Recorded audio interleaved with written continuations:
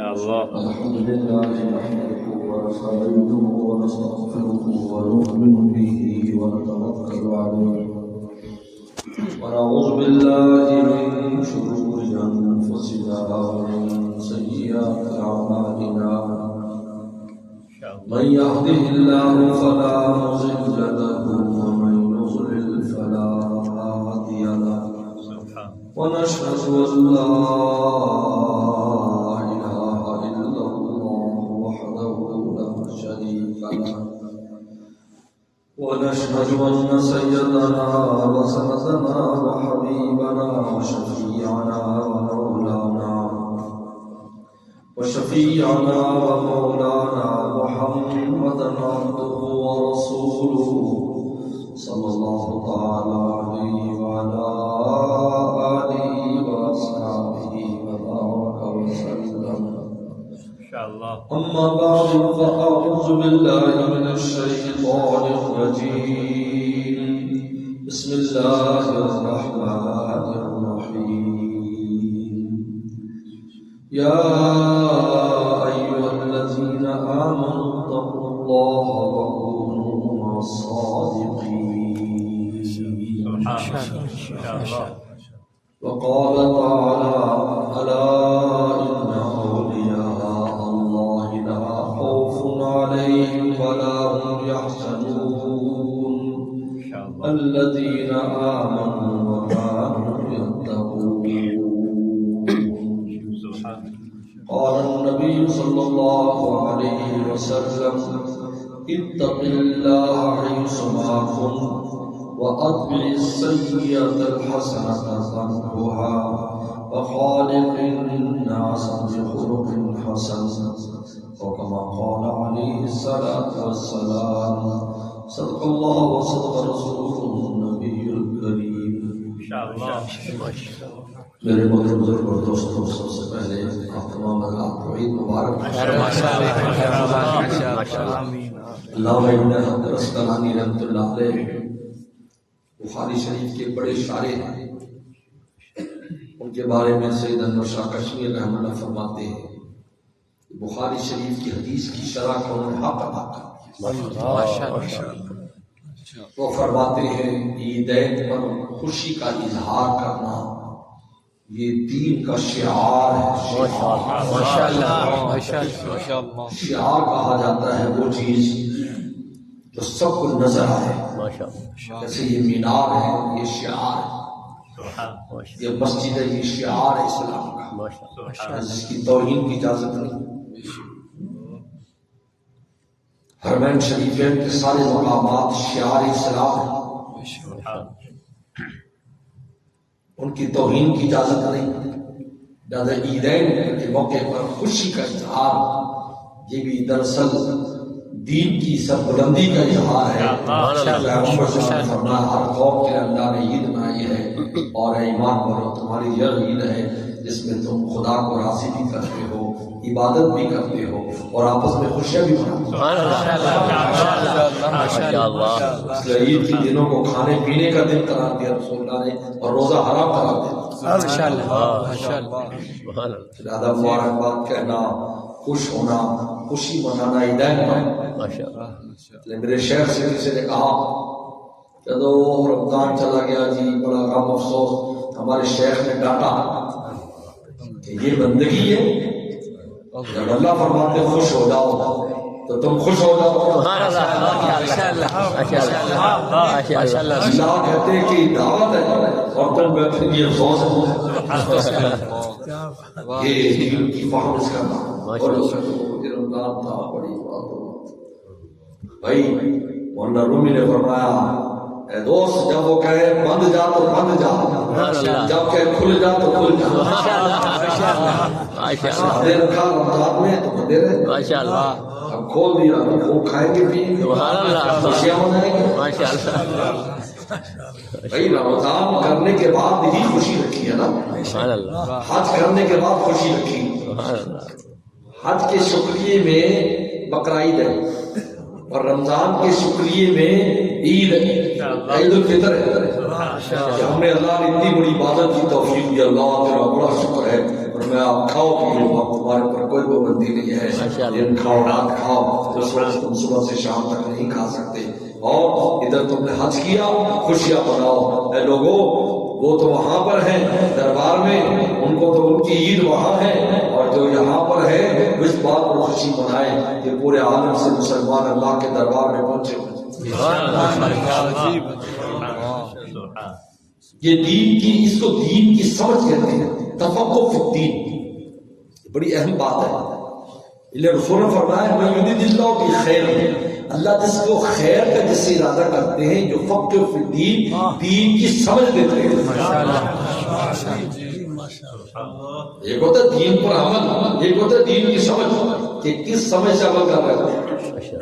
جیسے میں نے بھی بتایا بڑے بڑے غلطی کرتے ہیں، اچھے خاصے دیندار ہو جاتے، بڑا خبر ہے جی رمضان چلا گیا، افسوسناک قسم کے اشعار بنائے ہوئے ہیں، افسوسناک قسم کے جملے بنائے ہوئے ہیں، اور بندہ سمجھتا ہاں یار کیوں بھائی، اللہ کا شکر ہے اللہ نے عافیت کے ساتھ ایک بڑی عبادت کی ہمیں توفیق دے دی۔ اب آپ فرمایا آپ تین دن تک کو ایک قرار دیا، ایک دن بھی 3 دن، اس نے مسئلہ لکھا ہے کیونکہ یہاں پر قربانی نہیں ہے، اس لیے 3 دن اس کا پتہ نہیں چلتا، اس میں قربانی ہوتی تو ہمیں پتہ چلتا ہے، لیکن یہاں بھی یہ مسئلہ ہے، اگر پہلے دن عید کی نماز نہ پڑھ سکا، کوئی مسئلہ ہو گیا، بارش ہو گئی، کوئی مسئلہ ہو گیا، تو دوسرے دن پڑھ سکے تو تیسرے دن پڑھ لو، کیوں پڑھ لو تیسرے دن؟ کیونکہ پہلا دن بھی عید کا، دوسرا بقرعید میں قربانی ہوتی ہے، اس لیے 3 دن یاد رکھتے ہیں، اور اس عید پر چونکہ قربانی نہیں ہے اس لیے ہم سمجھتے عید ختم ہو گئے، نہیں، 3 دن تک عید ہے، اس لیے 3 دن تک گنجائش نماز کی رکھی ہے، کسی وجہ سے پہلے دن نماز نہ ہو سکے، کیونکہ بس اوقات ایسا بھی ہوا، عرب میں ہوا کہ اگلے دن نصف دن کے بعد اعلان ہوا کہ بھئی چاند نظر آ گیا تھا، لیکن تحقیق ہوتی رہی، لہذا آج کا دن عید کا دن روزے توڑ دو، روزے توڑ دیے، لیکن عید نماز اگلے دن پڑے گی ہر وقت۔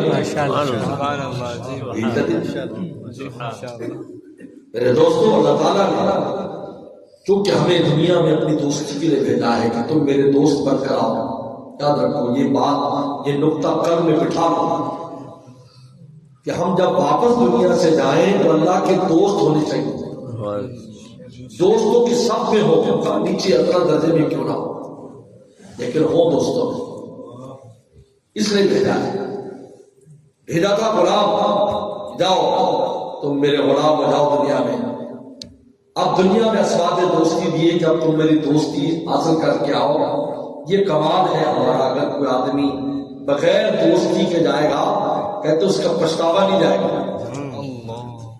جنت کے جانے باوجود بھی کہے گا کہ وہ ایسا ہوتا تو کہاں ہوتے، لیکن ایسا خبر صدمہ نہیں ہوگا جنت میں کہ جس سے اس کی عیش متاثر ہو، یہ نہیں ہے، لیکن ایک گونا تھوڑی سی دل پر وہ ہوگا کہ بھائی ایسا کر لیتے تو آج کہاں ہوتے، یعنی درجات کو تو محسوس کریں گے کہ وہ قرب کے درجے میں، فردوس میں، دوسرے پیچھے، ہم پیچھے نیچے، لیکن ایسی تکلیف اور ایسا حسد کینہ نہیں ہوگا، ان کے اندر سے نفس ختم ہو چکا ہوگا، کیونکہ نفس بدماش زمین سے پیدا ہوتا ہے، جب آدمی زمین میں قبر کے اندر چلا جاتا ہے تو نفس بھی جا کر فنا ہو جاتا ہے، دوبارہ یہ کبھی آنے والا نہیں ہے۔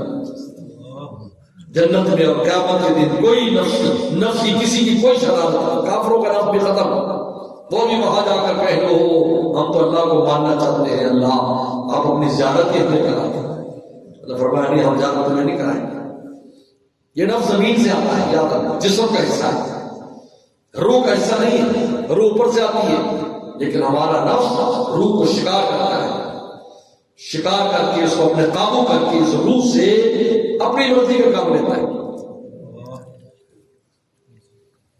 امام غزالی رحمۃ اللہ علیہ نے عجیب واقعہ لکھا ہے، قیامت کا ایک واقعہ بیان کیا ہے حدیث کے تحت۔ قیامت کے دن روح اور جسم کا جھگڑا ہوگا، روح کہے گی اللہ ساری بدماشی تو اس کی ہے، جسم کا مزے اس نے لی، حرام کھایا ہے تو اس کے منہ کو مزہ آیا، اس کے پیٹ کو مزہ آیا، بد نظری کی تو اس کی آنکھوں کو مزہ آیا، زنا بدکاری کی ہے کہ اس کے جسم کو مزہ آیا، چوری کی ہے جس کے ہاتھ کو مزہ ہے، اللہ میں نے تو کچھ نہیں کیا، یہ سارا کرنے والا چاہیے. وہ کہہ کہ نہیں منہ نے کرایا، اس کے بغیر تو میں ہاتھ اٹھا ہی نہیں سکتا تھا، اس کے میں دیکھ ہی نہیں سکتا تھا. روح ہوتی ہے تو جسم کام کرتا ہے، لیکن جسم اس کو اپنے قابو کر لیتا ہے، اپنی مرضی کراتا ہے. مقدمہ پیش ہوا تو اللہ تعالیٰ فرشتوں سے فرمائے گے، فرشتوں سے بھائی فیصلہ کرو. وہ کہے گا اللہ ایک لنگڑا تھا ایک اندھا تھا، دونوں نے باغ میں آم چوری کرنے کا منصوبہ بنایا، لنگڑے نے اور اندھے نے. اندھے نے کہا میری آنکھیں نہیں ٹانگیں ہیں، لنگڑے کا میری ٹانگیں ہیں میری آنکھیں ہیں ٹانگیں نہیں، لہذا ٹانگیں تیری آنکھیں میری، وہ جب اپنے اوپر کو سوار کر لے، لہذا میں جا کر میں اوپر سے آم توڑوں گا، جہاں جہاں میں بتاتا جاؤں گا میں آم توڑتا رہوں گا، تو چلتا رہنا، میں دیکھ کر آم توڑوں گا. لہذا دونوں نے مل کر یہ چوری کا منصوبہ بنایا. باغ میں نکل گئے، اندھا جو ہے وہ چل رہا ہے اور لنگڑا اس کے اوپر بیٹھا ہے، وہ بتا رہا ہے یہاں ادھر جا ادھر چل ادھر چل. ہاں یہاں سے آم توڑ کر انہوں نے تھیلا بھر لیا. جب بیٹھ کے آم چھپیں گے آم کھائیں گے، چوبنا سمجھ تو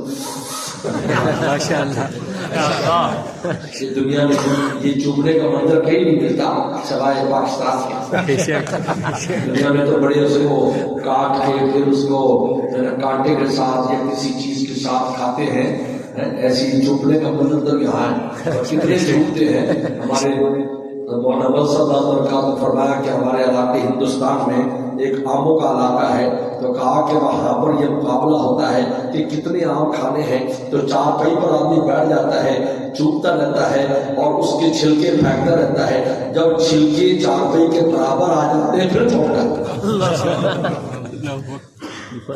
کتنے آم کھانے ہمارے مولانا صاحب برکات ہمارے شیخ صاحبزادے، وہ جب آپ کے دن ہوتے ہیں تو فجر سے لے کر رات تک ان یہاں آم ہی چلتے ہیں. خود بھی حضرت بہت شوقی.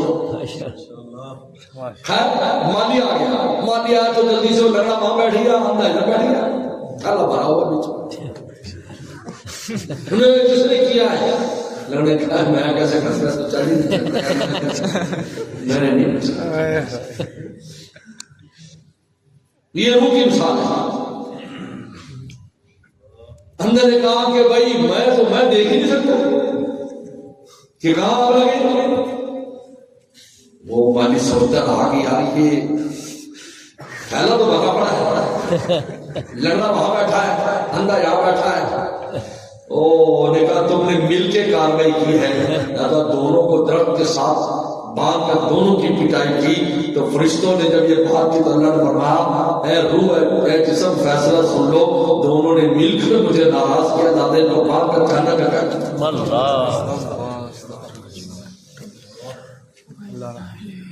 روح جو ہے وہ تو بہت پاکیزہ ہے، آسمانوں سے آتی ہے. پوری روح من امر ربی.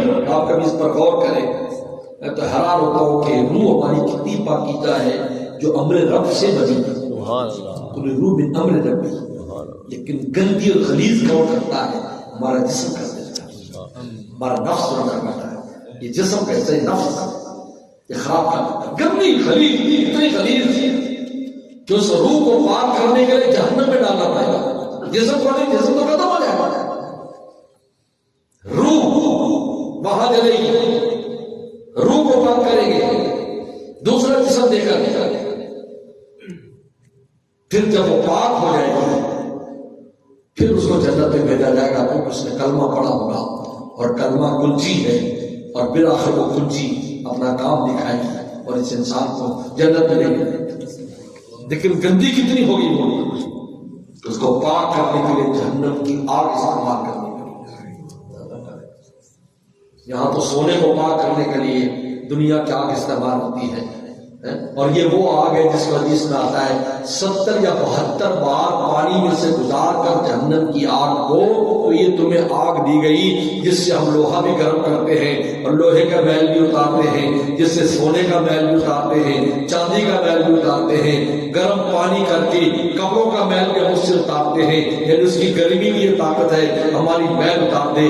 آپ بتائیں روح پر کتنی گندگی رکھی کہ اس آگ سے 70 گنا تیز آگ میں ڈالا جائے گا اس کو پاک کرنے کے، حالانکہ اتنی پاکیزہ تھی وہ قل روح من امر یسألونک عن الروح قل روح من امر ربی، پوچھتے ہیں کہ روح کیا چیز ہے، کہ میرے رب کا امر ہے، کون فیکون، اللہ کا امر سے بنتی ہے یہ، اور جسم زمین سے بنتا ہے، زمین سے اٹھتا ہے، من تراب، ہم مٹی کے ساتھ، ثم من نطفۃ، پھر نطفے کے ساتھ، علقۃ مضغۃ، سارے مدارج قرآن نے بیان کیے کہ جسم کس طرح بنتا چلا آتا ہے، لیکن پھر 4 مہینے کے بعد اس کے اندر اوپر سے پاکیزہ روح آتی ہے۔ یہی وجہ ہے کہ جب تک بچہ ہے چاہے کافر کا بچہ ہے، معصوم ہے، باہر کا جنت میں جائے گا، کافر کا بچہ۔ حدیث شریف میں آتا ہے کہ جو اطفال ہیں شروع کی حدیث تو یہ ہے کہ وہ اطفال کا کچھ پتہ نہیں، لیکن بعد میں آپ نے فرمایا کہ جو اطفال اور بچے کیوں، اس لیے کہ جو جسم ہے اس میں نفس ابھی بالغ نہیں ہوا تو مکلف نہیں، اور روح اس کی پاکیزہ ہے، آسمانوں سے اللہ نے جہنم میں نہیں بھیجا، جنت میں بھیجا۔ مرفوع قلم قرار دے دیا کہ 3 مرفوع قرار دیا، پاگل ہے، دماغی حالت صحیح نہیں، یہ چونکہ مکلف نہیں تو لہٰذا جسم پاک ہے، وہ غلطی بھی کر لینا کچھ نہیں، اور روح وہ ویسے ہی پاک ہے، مکلف ہے، جنت میں جائے، پاگل جنت میں جاؤ، دنیا کا پاگل آخر میں جنت میں جائے، بے ہوش ہے، مکلف ہے، نماز تک معاف ہو جاتی ہے، آدمی بے ہوش ہو گئی تو نماز تک معاف ہے۔ تو میرے دوستوں اللہ تعالیٰ نے ہمیں اپنی دوستی کے لیے یہاں بھیجا ہے، اور اس کے لیے 2 شرطیں لگائی کہ میری دوستی چاہیے، اس سے دوست بننا ہے، ایمان و تقویٰ اختیار کرنا۔ ایمان اپنے فضل سے دیتے ہیں، کلمہ دے دیا، مسلمان گھر میں پیدا ہوئے، بچپن میں ہم نے اذان سنی، والدین کے منہ سے اللہ اللہ سنی، والدین کو نماز پڑھتے دیکھا، یہ چھوٹے چھوٹے بچے بھی اپنے باپ کے ساتھ مصلی سجدے کرتے ہیں کیونکہ بڑوں کو دیکھتے ہیں، بڑوں کو دیکھا ہوگا۔ اما عائشہ صدیقہ فرماتی ہے ہم نے ابھی ہوش کی آنکھ ہی کھولی تھی، ہم نے دیکھا کہ نبی کریم صلی اللہ علیہ وسلم میرے والد سے ملنے گھر میں آیا کرتے تھے، بچپن سے چھوٹے چھوٹے تھے، ہم نے اس وقت زیادہ کرنے کی، اس وقت زیادہ۔ اور دوسرا تقویٰ، گناہ سے بچے، کیونکہ گناہ روح کو بھی خراب کرتا ہے، جب روح خراب ہے تو اللہ کیسے دوست بنائے؟ روح تو اوپر سے آئی تھی، نورانی تھی، اب ہم نے اس کو مزید نورانی کرنا تھا، یعنی نورانی چیز میں مزید اضافہ کرنا تھا۔ ہم جب نماز پڑھتے ہیں اس نورانی روح میں مزید اضافہ ہوتا ہے، ہم نیکیاں کرتے ہیں، ہم تقویٰ اختیار کرتے ہیں، حج عمرہ کرتے ہیں، اس کے نور میں اضافہ ہوتا چلا جاتا ہے، یہاں تک کہ وہ نور اتنا قوی اور تگڑا ہو جاتا ہے نور کہ قرآن مجید کہتا ہے قیامت کے دن جب میدان محشر میں سخت اندھیرا ہوگا اور کوئی چیز سجائی نہیں دے گی، نور ان کے ساتھ بین ایدیہم و بایمانہم، ان کا نور ان کے آگے اور دائیں چلتا ہوگا، اور وہی نور کو صراط سے گزار کر جنت میں لے کے جائے گا۔ اتنا نور ہو جاتا ہے، اسی نور کے لیے بھیجا ہے کہ اتنا نور حاصل کرو، میرے قرب اتنا نور تمہارے پاس ہو، قیامت کے دن ضرور اسلے منافقین پیچھے پیچھے آئیں گے، ضرور آپ گھر کرو نقد بسم نور کرو، ہم تمہارا کچھ نور لے لیں، آپ نہیں جو ہمارا آپ جاؤ دنیا سے نور لے کر آؤ، دنیا میں آنا ممکن نہیں ہے۔ اللہ تعالیٰ نے ایمان کے ساتھ تقوی کی شرط قرار دی، اور تقوی کے لیے اللہ تعالیٰ نے سب سے پہلے ہمیں ہمت دی، ہمت دی۔ وہ ہمت یہ ہے کہ اپنے نفس کی خواہشات کو توڑو۔ ابھی آپ نے طاہر صاحب کا شعر سنا تھا، دل برباد میں آ کر جو آباد ہو جائے، نہ پوچھو تم دل برباد کی آبادیاں میں، دل برباد سے مراد کیا ہے؟ اپنی خواہشات پوری نہ کرو تو دل ٹوٹے گا. یہ دل برباد اللہ کو بہت پسند ہے. آپ نے شاعر مشرق علامہ اقبال کا شعر سنا ہوگا لیکن آپ نے سمجھا نہیں. ہم نے بھی پڑھا تھا، سمجھا جب اللہ والوں کے پاس گئے. تو بچا بچا کے نہ رکھ، یہ آئینہ ہے وہ آئینہ جو شکستہ ہو تو عزیز تر ہے، نگاہ آئینہ صاف ہے. یہ جو آئینہ ہے اس کو جب تو توڑے گا مولا کے لیے تو زیادہ قیمتی ہو جائے گا. اگر ٹوٹی چیز قیمتی نہیں ہوتی، لیکن دل ایک ایسی چیز ہے جب مولا کے لیے ٹوٹتا ہے تو اس کی قیمت بڑھ جاتی ہے. اللہ فرماتے انا عند المنکسرۃ قلوبہم، بخاری کی حدیث ہے کہ جب کوئی میرے لیے دل توڑتا ہے تو میں اس کے قریب ہو جاتا ہوں. دل کیسے ٹوٹے گا؟ جب ہم نفس کی جی مانے گے، دل کی خواہشات پر عمل نہیں کریں گے. تو دنیا کرتی رہے، لوگ کہتے ہیں سارے کر رہے ہیں. بھائی تم اللہ کے پیارے بننا چاہتے ہو، تمہیں دوسروں سے کیا کرنا ہے بتائیے. اگر یہ دیکھا جاتا دنیا کر رہی ہے تو حضور صلی اللہ علیہ وسلم دعوت دیتے مکہ میں کہ سارے مشرکین میں کیا دعوت دوں؟ میں نے فرمایا کہ نہیں، میرے ایک ہاتھ پر سورج اور دوسرے ہاتھ پر چاند رکھ دو، میں اس دعوت کے حق سے باز نہیں آؤں گا. اور وہی تھوڑے تھوڑے قرآن اس کی مثال دی. کہا کہ پودا جو نرم سا پودا پیدا ہوتا ہے، مثال دے رہے صحابہ کی، نرم سا پودا شتا ہوتا، شتا کہتے ہیں جب نکلتا ہے پاس اور پھر بڑا ہوتا ہے، پھر کوڑا ہو گیا، پھر کبھی درخت بن گیا. اسلام ایسے ایسے شروع ہوا ہے چل سا. اور وہ بھی صحابہ، کوئی غلام، کوئی لوہار، کوئی ترخان، اس قسم کے لوگ. وہ کہتے تھے سردار کہتے ہیں ان کے ساتھ ہم بیٹھنا گوارا نہیں کرتے، آپ ہمیں دعوت دیتے ہیں. ان دیکھو جی افریقی پہلا طبقہ تھا افریقی. حضرت سمیہ جس نے اسلام میں سب سے پہلے قربانی دی، جس کی شرمگاہ پر ابو جہل نے نیزہ مارا تھا اور 2 اونٹوں کے درمیان کے جسم کے 2 ٹکڑے کر رہے تھے، یہ افریقہ کے غلام تھا.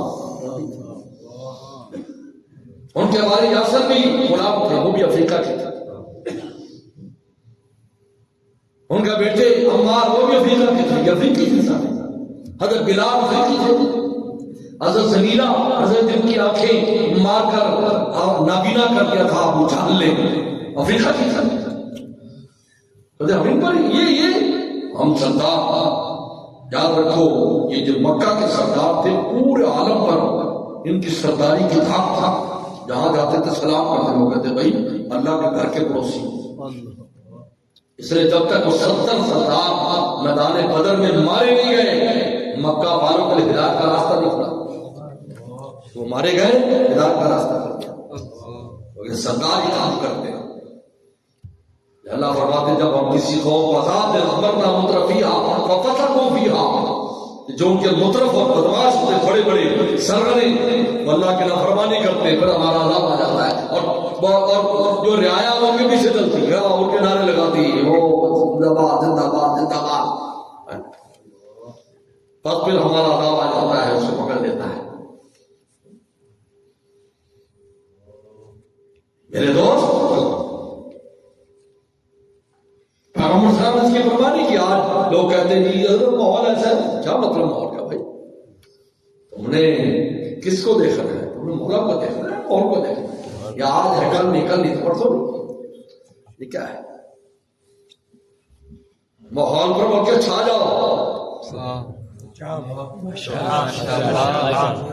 میرا کمال عشق بس اتنا ہے، اے جگر دیکھتے کہ اللہ والا کھڑا ہوتا ہے اور اللہ کی محبت اور دین کا کام شروع کرتا ہے.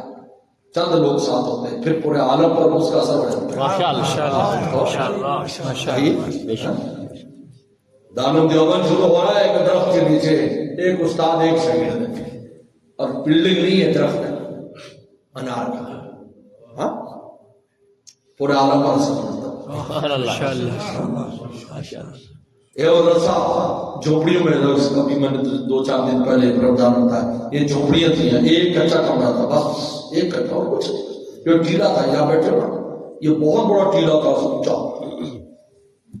ہماری اماں بتاتی جب رات کو کبھی تیز ہوا چلتی تو آندھی اتنی چلتی کہ وہ گھر کا دروازہ بند ہو جاتا، تو پھر طالب علم آ کر آگے سے مٹی اٹھاتے تو دروازہ کھل جاتا.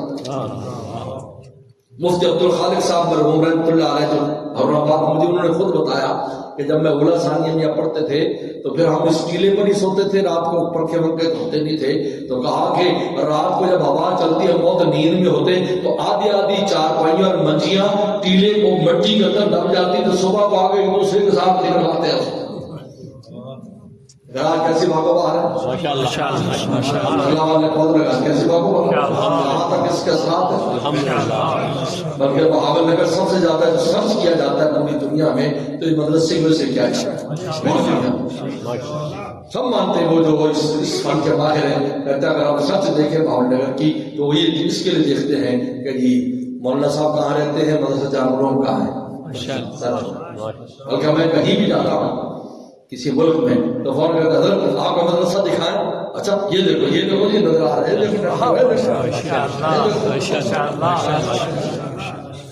تو جگر مراد آباد اسی کو کہتے ہیں کہ ایک اللہ والا. لیکن جب مولا کا ہو گیا تو وہ جو ایک تھا وہ ایک نہ رہا، ہزاروں لاکھوں بن گیا.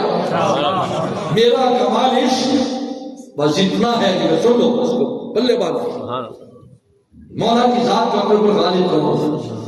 میرا کمال عشق بس اتنا ہے جگر وہ مجھ پہ چھا گئے میں زمانے کو. میرا کمال عشق بس اتنا ہے جگر وہ مجھ پہ چھا گئے میں زمانے میں چھا. اور یہ کمال عشق کیسے ملے گا؟ کمال عشق تو مر کے جینا ہے نہ کہ مرنا ہے. مر کے جینا کیا ہے؟ دل میں تمنا آتی ہے، مولا کہ تم نہیں کرتے اپنی تمنا کو مار دے ہو، یہ مر کے جینا ہے. شہید دیکھ دو شہید ہو جاتا ہے، اور جو تقوی کے ساتھ زندگی گزارو گے تو ہر وقت مرو گے، تو ہر وقت مرو گے. ہر قدم بناؤ وہ کیا کرنا، نہیں میں نے نہیں کرنا، میں نے نہیں کرنا، میں نے نہیں کرنا. کمال عشق تو مر کے جینا ہے نہ کہ مرنا ہے. ابھی اس راز سے واقف نہیں ہے پروانہ. پروانے کو یہ راز پتا نہیں ہے. پروانہ تو ایک دم آگ پہ جل کے مر جاتا ہے، لیکن کمال عشق پیدا ہوتا ہے جب انسان مر کے جیتا ہے. ہر قدم پر اللہ کے حکم کی تلوار سے ذبح ہوتا ہے. مولانا رومی فرماتے ہیں کہ جو خدا کے حکم کی تلوار سے ذبح ہوتا ہے اللہ اس کو 100 جانیں عطا فرما دیتا ہے، بلکہ اس کے ذریعے کے عالم کو زندہ کر دیتے ہیں، مردہ دلوں کو زندگی مل جاتی ہے. تقوی نمبر 1 اللہ نے ہمیں خود طاقت دی ہے کہ تقوی اختیار کرو، ہمت کرو، تمناؤں کا خون کرو. یہ دل برباد جب ہوگا خدا آباد ہو جائے گا. انا عند الملک، اس کا مفہوم ہے انا عند الملک کثرت قلوبہم، میں ٹوٹے دلوں کے پاس رہتا ہوں. نمبر 2 زمانے دی، رمضان کا زمانہ لعلکم تتقون. رمضان اس لیے دیا تھا تاکہ ہم نے تقوی آ جائے. رمضان کے سے تقوی آسان ہو جاتا ہے. شیطان بھی بند ہو گیا، نفس روزے سے کمزور ہو گیا، تراویح سے کمزور ہو گیا. دونوں چیزیں کمزور کرتی. یاد رکھو روزہ اور تراویح. یہ تراویح کیسے کرتی؟ اس لیے کہ نیند انسان کو ہوتی ہے، نیند کا وقت ہوتا ہے. ادھر کھانا خوب کھایا ہوتا ہے، پھر نیند کا وقت ہوتا ہے. تو نیند، قلت نیند نفس کو گردن میں اٹھانے دیتی. ہمارے شیخ کے یہاں شاہ کی مصرف رحمۃ اللہ علیہ کے یہاں 32 سال الحمدللہ میرا تعلق ہے. 32 سال گزارا ماشاءاللہ. سفر بھی میں نے کی حضرت کے ساتھ، حضرت میں رہا ہوں خانقاہ پر. ہمارے حضرت کے ہاں لمبی نیند نہیں ہوتی تھی، اٹھا لیتے تھے. رات سوئے ہوئے 1 بجے اٹھاؤ آ جاؤ دین کی بات سنانی. حضرت رات کو اٹھے ہوئے سب کو اٹھا دیا. وہاں نیند ہوتی تھی. 4-5 میں حضرت کے ساتھ میں نے 25 دن کا برما اور بنگلہ دیش کا سفر کیا تو میں نے دیکھا کہ میں کتنے گھنٹے روزانہ سوتا تھا. 4 گھنٹے سے زیادہ سونا نہیں ہوتا تھا. اب اس میں کیا ہوتا تھا کہ نفس کو گناہ سوچنے کے وقت ہی نہیں، تو جب وقت ہی نہیں ہے تو پھر شیخ کی صحبت اور اوپر سے فضل مکمل طور پر آپ پر آئے گا. مجھے ایسے لگتا تھا میں عرش کے پاس رہتا ہوں. کیفیت تھی. میں نے شیخ کو لکھا بھی حضرت مجھے 25 دن میں ایسے لگا کہ جیسے میں تو ہر وقت میری روح عرش کا طواف کرتی اتنا قرب محسوس ہوتا تھا کیونکہ نیند کی قلت جو ہے وہ نفس کو بدمعاشی نہیں سوچنے دیتی اور پیٹ کا خالی ہونا یہ بھی نفس کو بدمعاشی نہیں سوچنے دیتا. رمضان میں دن میں بھی تقویٰ رات میں پڑھے تراویح کی نماز پڑھ رہے ہیں. قاری صاحب سنا رہے ہیں اور قاری صاحب اچھی طرح آرام سے سنایا نکل گیا جلدی کا شکر ہے اپنے ہاتھ میں جلدی پڑھ لیتے ورنہ بعض ملکوں میں تو رواج ہے ہر 4 کے بعد 6 ہمارے یہاں دوست ہیں مدینہ شریف میں 20 پڑھاتے ہیں. ایسے تو وہاں 10 پڑھ جاتے حرم میں لوگ 8 بھی پڑھتے ہیں 8 تو تراویح ہوتی نہیں تو وہ 20 پڑھاتے ہیں. وہ عرب ہے تو وہاں وہ جب ختم ہو 6 دن میں ختم کرتے ہیں. 6 دن میں تو روزانہ کتنے پڑھتے ہوں 5 سے 5 اور پھر 4 تراویح کے بعد اب چائے چل رہی ہے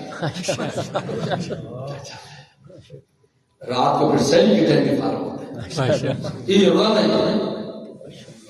آخری جب وہ تھا تو ہمیں انہوں نے دعوت دی ان کا میں آیا ہوں اس رمضان میں حضرت ہمارا ختم ہے آپ تشریف لائے تو ہم وہاں گئے کھا پی کے رات 2:30-3 بجے گھر آئے. آخری دن تھا تو بخاری پلاؤ بہت چلتی ہے بخاری پلاؤ کھائی اس دن لیکن بھی 4 تراویح میں چائے چل رہی. ہم بھی چائے کی شوقین لے آ گئے چائے بالحلیب دودھ والی چائے بالحلیب. گربوں کا جو کعبہ ہے وہ تو کڑوا ہے آپ تو پی ہی نہیں سکتے پہلے تک ہر چیز کر دی ہو جاتی کہتے ہاں شاید بالحلیب دودھ والی چائے. تو رات کو دن کو لعلکم تتقون کا یہ اس کی بڑی حکمت ہے سن لو. دن کو روزہ بھوک کی وجہ سے تقویٰ ہے رات کو جاگنے کی وجہ سے تقویٰ ہے. اور تیسرا سبب کونوا صادقین یہ سبب دائمی ہے. یہ تو ساتھ میں 1 مہینہ ملے گا لیکن ہم وقت اگر تم تقویٰ چاہتے ہو کونوا صادقین میرے پیاروں کے پاس آیا جائے گا. کونوا صادقین عبداللہ بن مسعود فرماتے ہیں ان قلوب العارفین معادن التقویٰ عارفین کے دل تقوی کا معدن اور کانے ہوتی ہیں جتنا چاہے تو مال نکال. آنا جانا رکھو اپنے پاس. یہ آنا جانا خالی نہیں جاتا یاد ہے آپ کو نہیں پتا ہوتا ہمیں کیا تبدیلی آتی جاتی ہے اور ایک دن پتا چلتا ہے کہ تبدیلی آ گئی. یہ روز کے نہیں ایک مجلس میں گیا یہ کتنا ترقی ہوئی. یہ تو ایسی ہے جیسے صبح اٹھ کر ہم بچے کی فرمائش کریں یا رات کتنا بڑا ہے آپ فرمائش کر سکتے ہو نہیں. لیکن 6 مہینے کے بعد کپڑے نئے لینے پڑتے ہیں 4 مہینے بعد یارو کپڑے تو چھوٹے ہو گئے نئے کپڑے لو کاکا بڑا تھا لیکن روزانہ نہیں. حضرت تھانوی نے ہم مثال دی ہم سالکین کو اللہ اللہ سیکھتے ہیں کہ بزرگوں پر آنا جانا ذکر اذکار نفس کے خلاف محنت اور دل کو توڑنے کو کرتے رہو. فرمایا کہ اس کی مثال حضرت نے دی کہ یہ جو عورتیں پہلے زمانے میں دانے پیستی تھی تو آمنے سامنے 2 عورتیں بیٹھ جاتی تھی اور بوری کھول لیتی تھی اور چنے ڈالتی رہتی تھی دال پیس رہی ہیں اور دال پیس رہی ہیں. یہ نہیں کہ ہر چکر بعد دیکھتی تھی کتنی نکلی بلکہ پیستی رہتی ہے گپے شپے لگاتی رہتی تو دنیا بھر کی باتیں کرتی ہے. شادیاں بیاہ کر کے بچے جموانے کے بعد دیکھتی کہ بڑی باتیں ایسی ہوتی ہیں. یہ یاد آیا کہ بادشاہ تھا اس نے کی چکی چلانے والی عورت تھی. ایک دن ملکہ سے کہنے لگی ماشاءاللہ میرا بیٹا گبرو ہو گیا ہے اور اپنے باپ کے ساتھ لکڑیاں کاٹنے کی جنگل میں جاتا ہے تکڑا بڑا خوبصورت جوان ہے تو اگر شہزادی کا رشتہ دے دو.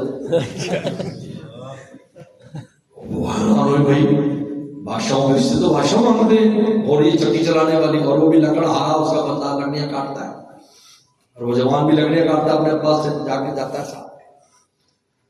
رات کو اپنے شوہر سے کہا کہ ایسی اس نے مجھے تو حیران کر دی ہے کچھ رشتہ مانگ کے بیٹی کا میری بیٹی پہ نظر رکھی ہوئی وہ چکی چلانے والی.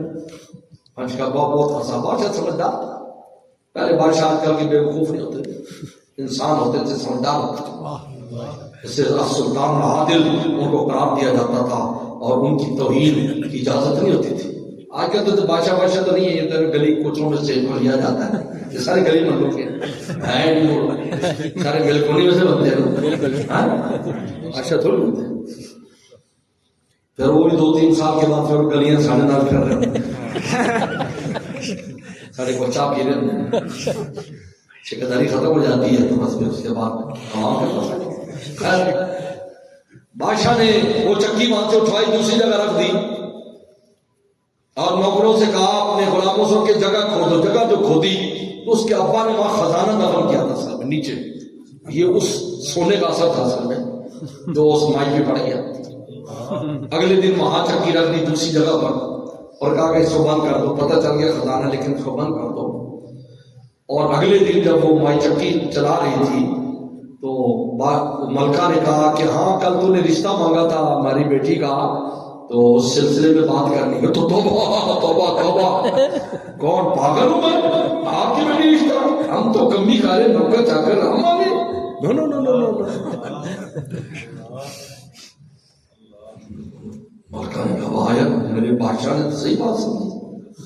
یہاں کوئی ضرور خزانہ تھا جس کے اوپر بیٹھی تو اس کا اثر ہو رہا ہے. اگلے دن پھر چکی میں رکھوا دی خزانے کے اوپر. آپ جو چکے تو کہ ملکہ آپ کو رشتہ پیش کیا تھا پھر کیا سوچا؟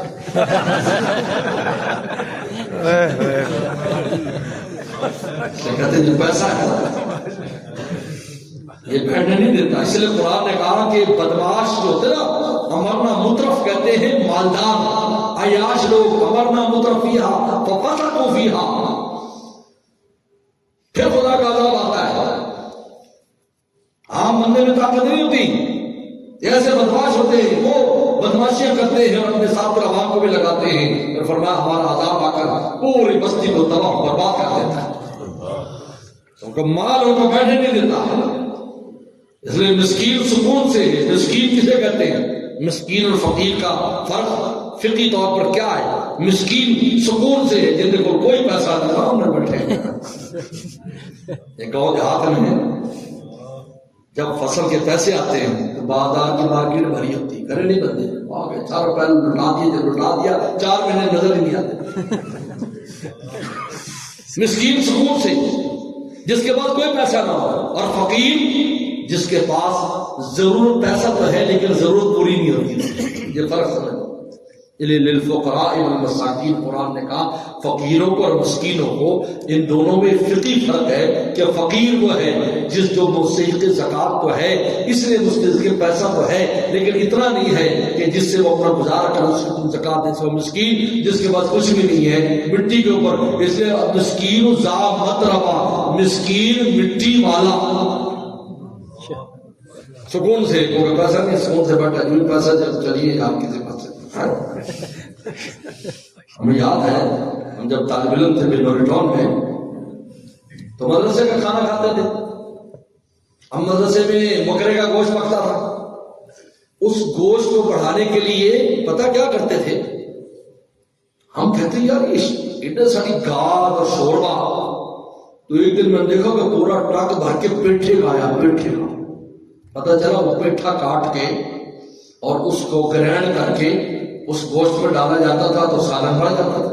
ہمارے آلو ڈالتے ہیں آلو نہیں ڈالتے. آلو کس ڈال دو تو بڑی خوشی ہوتی ہے لیکن وہ پیٹا وہ لگا وہ گاس سی ہوتی ہے. ہمارے دوست کہا کرتے تھے حضرت ایسے لگتا ہے کہ سال کے شروع میں سالن پکتا ہے اور سال کے آخر تک گرم ہو کے وہی دے دیتے ہیں. لیکن مسکین طالب مسکین ہوتا ہے کھاتے تھے ٹھیک ہے پیڑ بھر روٹی تو کھانی بھوک لگی تو پھر ہر چیز اچھی لگی. جس دن وظیفہ ملتا وظیفہ ملتا نقد وظیفہ بھی ہوتا ہے طالب علموں کو دیتے ہیں. اس دن سارا مکتب خالی ہوتا تو سارے ہوٹلوں کے اوپر قوم بیٹھی ہوتی. دال کھا رہا ہے کوئی مرغا کھا رہا ہے کوئی چرگا کھا رہا ہے. ساری قوم ہوٹلوں پر ہے. اس دن ہوٹل 2-3 دن آباد رہتے جب تک جب وظیفہ ختم ہو جاتا تو مدرسے سے باہر کوئی نہیں نکلتا تھا. پھر بتاؤ کے سامنے لین لگے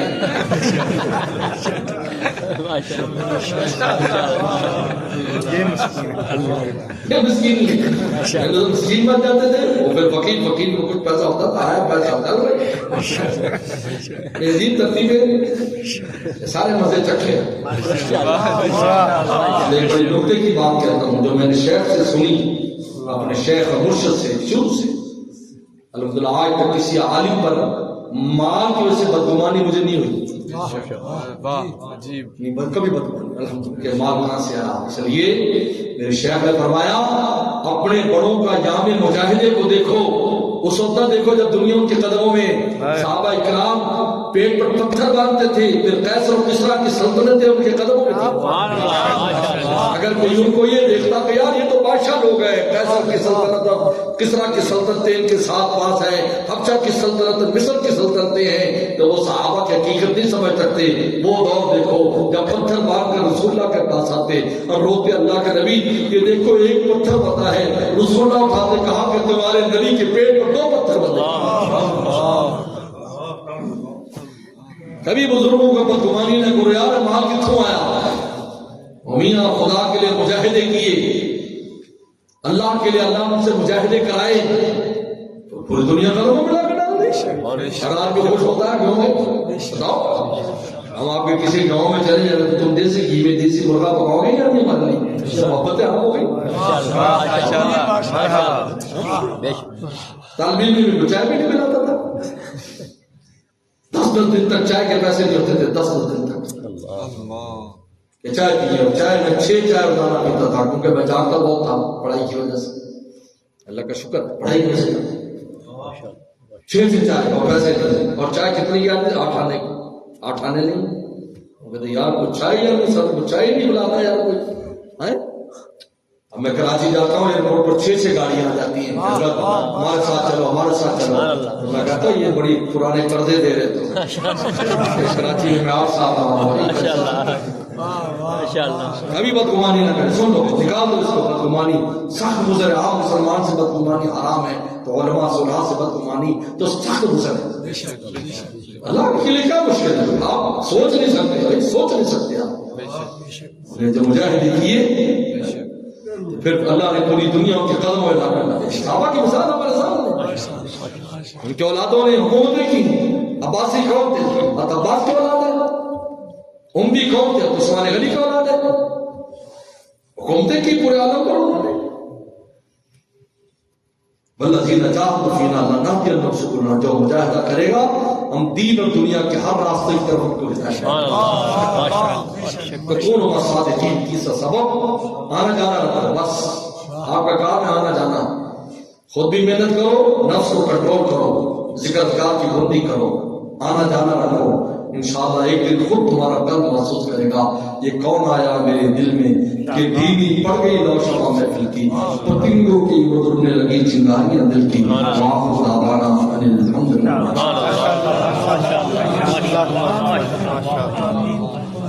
آجا بھائی کس کا نکاح ہے؟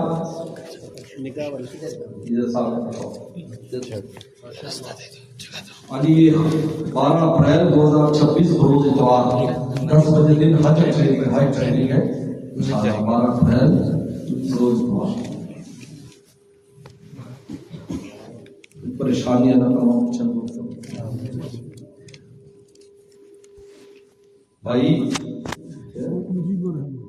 مجھے انہوں نے بیٹھے کا ایکسیڈنٹ ہوا، دماغ ٹوٹا، اللہ بہت آفت۔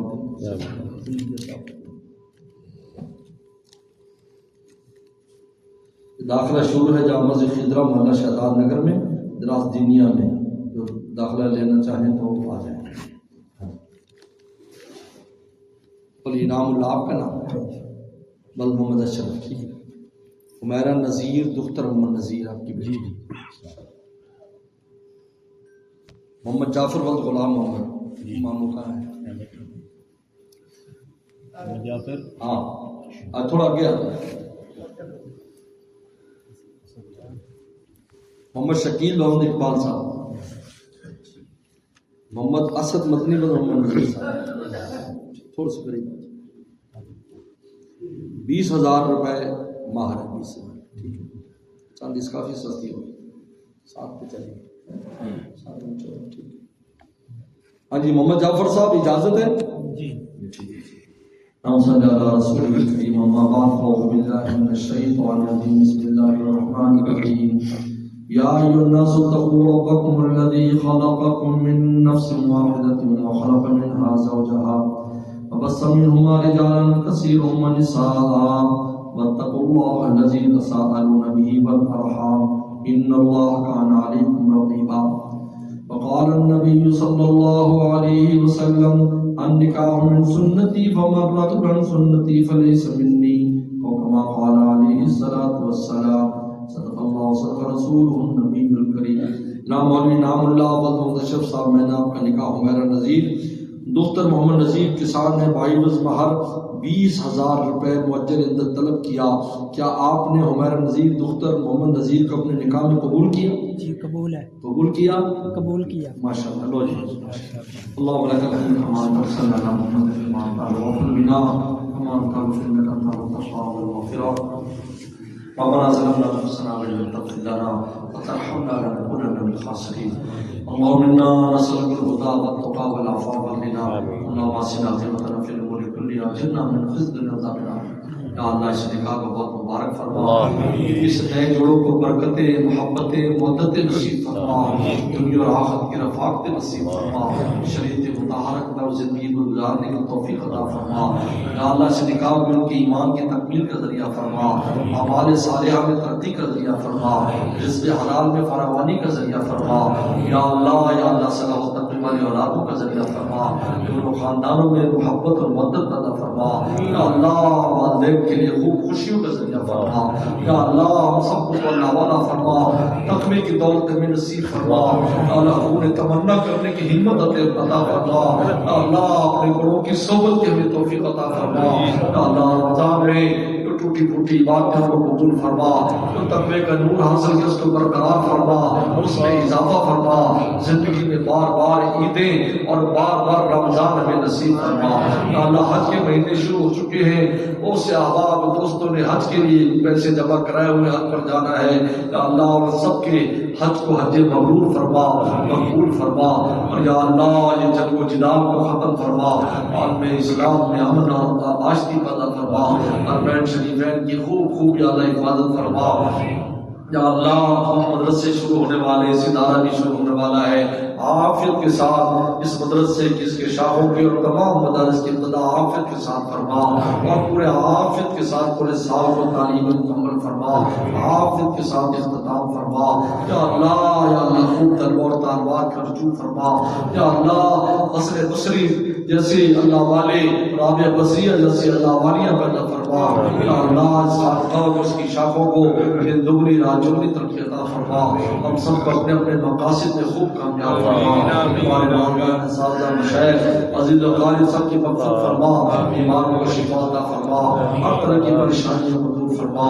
ہمارے دوست حاجی عبدالرحمان قریشی صاحب کی بیٹی کا آج یا اللہ رخصتی ہے، یا اللہ اس بچی کو بھی خیر و برکت عطا فرما، نہ والد ہے نہ والدہ ہے، یا اللہ ہمارے دوستوں میں سے تھے، یا اللہ ان کی روحوں کو یا اللہ خوشی کے ساتھ خوش فرما، اور بچی کو بھی خوشیاں نصیب فرما۔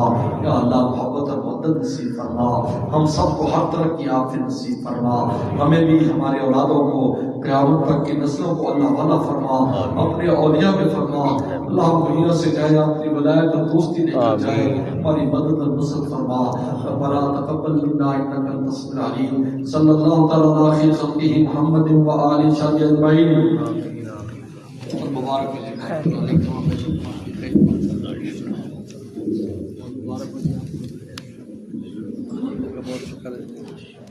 آپ آج کل کہاں ہیں؟ ساتھ میں بیٹھ کر أسأل الله العظيم رب العرش العظيم